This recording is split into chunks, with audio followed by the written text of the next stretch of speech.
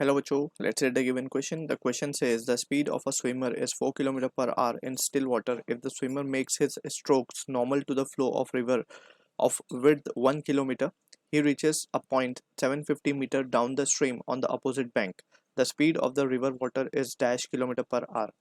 So इस question के लिए जो key concept यहाँ पे we will be using is a simple concept of relative motion in two dimension. Relative motion in two dimension. Basically we have studied the cases जहाँ पे हमने river man problem, rain man problem and wind aeroplane problem, such type of problem we have studied. अब यहाँ पे ये भी एक river swimmer problem है, तो इसको हम एनालाइज करते हैं along with the concept itself.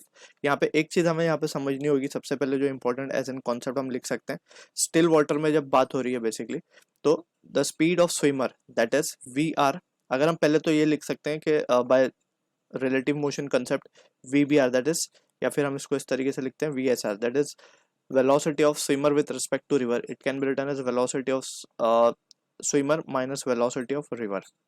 ठीक है. अब यहां से एक चीज हम देख सकते हैं कि अगर रिवर स्टिल है, ठीक है ना, यानी कि वी एस जीरो होगा. So in that situation what we can write is we can write V S R will be equals to V S R will be equals to V S, क्योंकि यहाँ पे V R zero होगा not V S, right. तो ये zero होगा क्योंकि still है water. तो इन दैट सिचुएशन यहाँ पे ये जैसे एक इंपॉर्टेंट पॉइंट है that we need to keep in mind. अब यहाँ पे हम सिचुएशन को समझ लेते हैं थोड़ा सा. लेट सपोज ये हमारा रिवर है जो कि फ्लो हो रहा है इस तरफ, ठीक है.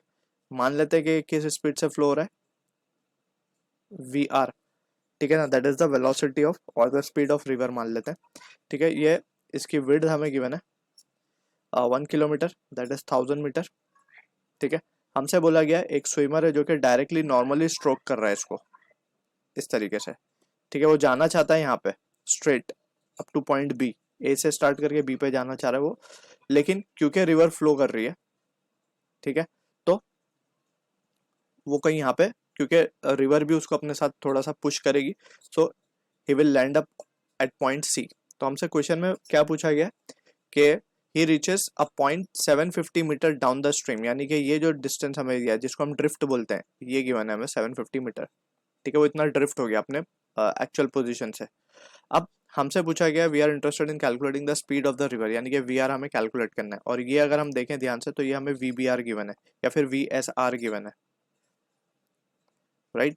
तो अब यहाँ पे अगर हम देखें ध्यान से, सबसे पहले तो हम टाइम निकाल लेते हैं अपोजिट बैंक पे पहुंचने के लिए जो टाइम लगेगा. अगर वो सीधा जाता ए से बी की तरफ, तो जो वेलोसिटी रिस्पॉन्सिबल होती है उसे ले जाने के लिए वो होती वी एस आर.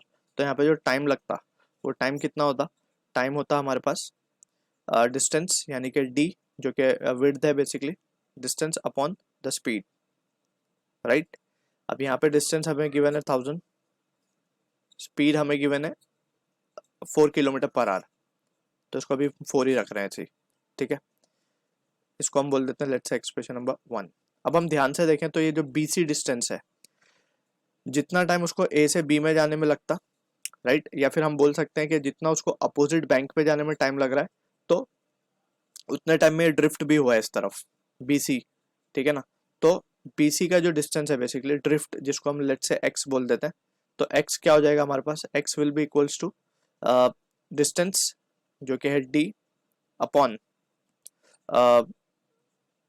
सॉरी यहाँ पे इस तरीके से लिख देंगे हम इसको कि जो ड्रिफ्ट है, ये इस ड्रिफ्ट के लिए कौन सी वेलोसिटी रिस्पॉन्सिबल होगी, वेलोसिटी ऑफ रिवर इनटू जो टाइम लगा. अब टाइम हमने कैलकुलेट कर लिया ऊपर, तो V R into 1000/4, time same ही लगने वाला है. देयरफॉर यहाँ पे हम क्या लिख सकते हैं, वी आर हमें फाइंड करना, तो V R will be equals to 4 into X. X हमें गिवन है 750 metre divided by 4 into 750 divided by 1000.